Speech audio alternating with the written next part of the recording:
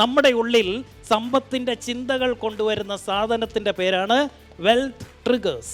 അതിന് ഞാൻ എന്ത് ചെയ്യുമായിരുന്നെന്നറിയോ? ഞാൻ ആദ്യം ചെയ്തത് എറണാകുളത്തേക്ക് അങ്ങ് താമസം മാറി.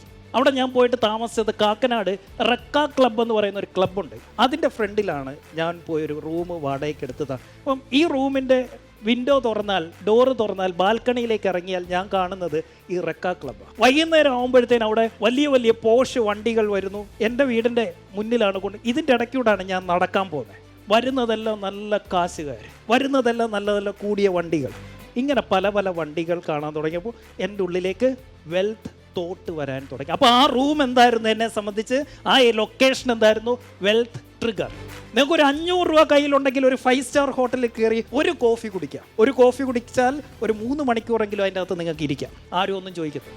ആ വെൽത്ത് തോട്ട് നമ്മളിലേക്ക് വരട്ടെ, ആ പോസിറ്റീവ് തോട്ട്. അപ്പോൾ നമുക്ക് മനസ്സിലാവും, കാശുണ്ടാക്കണം, കാശുണ്ടെങ്കിലേ ഇവിടേക്ക് ഒന്ന് ജീവിക്കാൻ പറ്റത്തുള്ളൂ എന്ന് മനസ്സിലാവും. ദാറ്റ് എൻവയോൺമെൻറ്റ്, അതിൻ്റെ പേരാണ് വെൽത്ത് ട്രിഗർ.